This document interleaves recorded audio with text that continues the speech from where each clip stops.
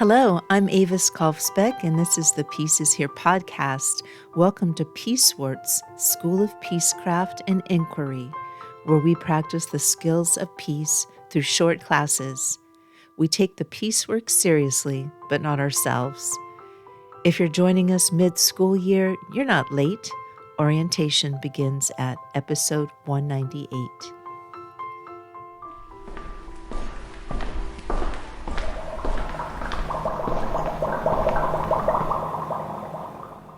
Welcome back to Peacewarts, Peace Scholars. This is Social Chemistry in the Lab.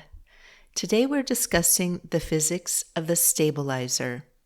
In our previous classes, we looked at the cauldron and the clock. Today we look at the person. In laboratory chemistry, when a solution is volatile and disorganized, we introduce a seed crystal. This is a single, stable element that provides a blueprint for the rest of the mixture. It does not force the solution to change. It simply offers a more stable way to exist. In this lab, you are that crystal.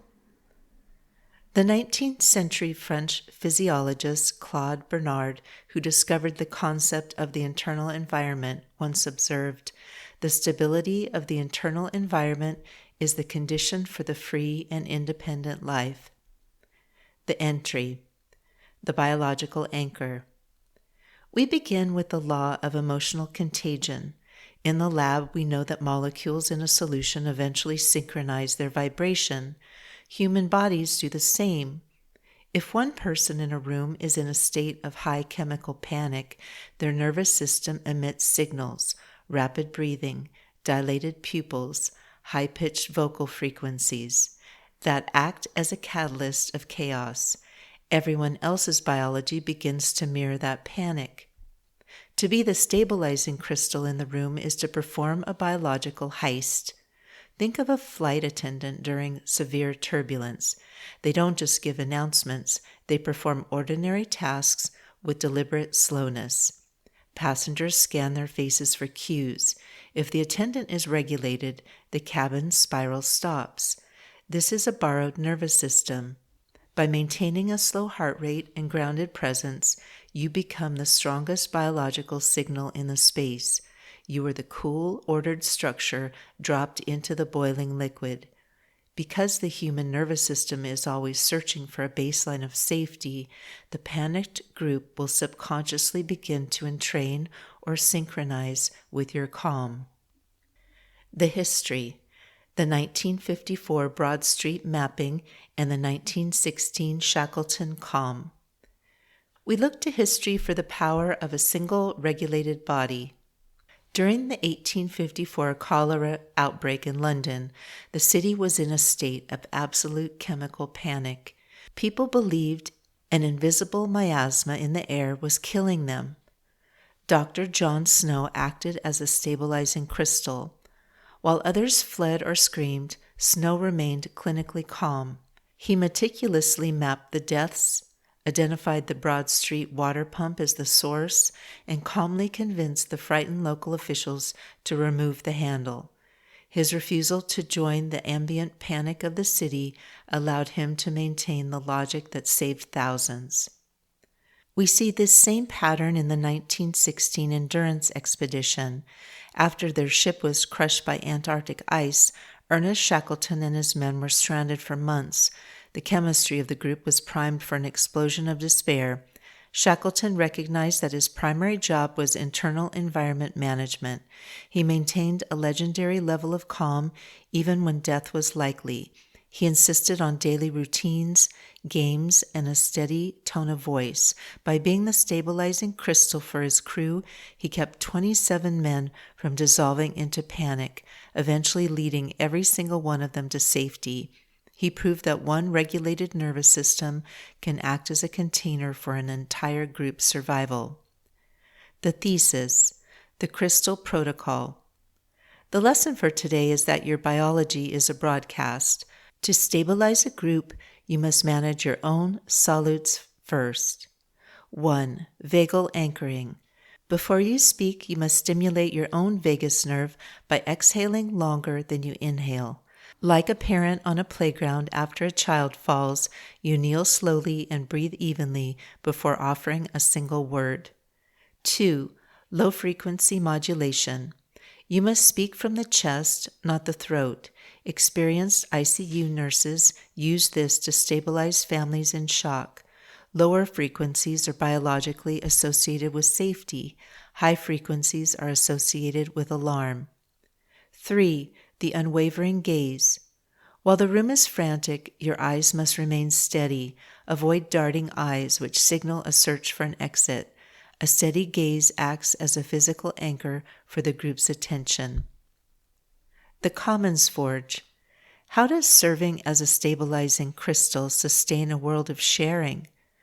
When fear or volatility ripples through a neighborhood, community board, or cooperative network, panic leads to hoarding and the collapse of shared systems. An unregulated crowd quickly destroys the civic commons. By standing as a biological anchor and providing a calm, regulated nervous system, a peace scholar stops the spread of emotional contagion. This stability grounds the group, restoring the collective composure required to manage shared resources and maintain resilient democratic community stewardship. The quenching agent, micropractice. A peace scholar understands that you cannot fix a broken reaction by adding more heat. You fix it by being the one element that refuses to react. When you stabilize yourself, the room has no choice but to follow. Practice being the crystal today. Let the room mirror your calm rather than your calm mirroring the room. Homework. 1. Look up Dr. John Snow and the 1854 cholera outbreak and identify the specific data he collected while others were panicking. 2. Write down one question about any of this episode's topics. If you don't have a question, just write "no question." 3. Optional. The next time you are in a room when someone is complaining or panicked, do not speak. Simply focus on your own breathing. Make your exhales twice as long as your inhales. Observe if the other person's heat begins to dissipate as they subconsciously mirror you.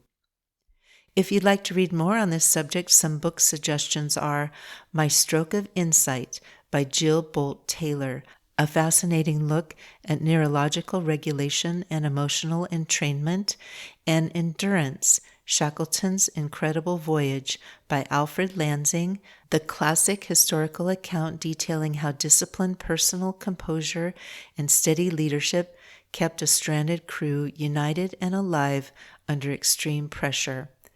These are also in the show notes with the homework. The reaction. A sustainable reaction is an anchored reaction. Social chemistry is a chemistry that offers a calm blueprint rather than reflecting the ambient panic. Until our next class, keep your elements stable. Class dismissed. Thank you for listening. If you're looking for your next read, I write books about strong friends, wild places, and a future worth the effort. The Pedro the Water Dog Saves the Planet series follows two best friends, Tilly and Camus, strong, funny, and in love with the wild world, who decide their small choices add up to something. Hopeful eco-fiction for grown-ups, climate fiction without the doom. You can jump in anywhere or start with book 1. In one more year, Tilly can swim like a dolphin and run like the wind. She just never learned to cycle, which is a problem because she's decided to attempt her first Ironman. Her reason isn't glory. It's a quiet, stubborn idea. If one ordinary person can finish something this hard, maybe a whole town can be talked into buying less, wasting less, and keeping their stuff longer. One more year. To pull it off, Tilly leans on her best friend and coach Camus, tattooed, tequila-loving, and exactly the voice you'd want yelling at you from the shore, plus a gruff, retired cycling pro hiding out on a private island, a pack of maverick mountain bikers, a salty old pirate named Ike, and Pedro, her devoted water dog. Together they train, scheme, fall a little in love, and slowly realize their northwest lake town of Sandglass is facing a threat bigger than any race. My books are available wherever books are sold, including at avaskolfspec.com. Podcast music is by Javier Peque Rodriguez, and the track is I Am Late, Madame Curie. Sound effects are from Pixabay. Regarding peace, we need not delay or despair. We are not late. We are right on time to love. We are all scholars of peace. Listen for the peace.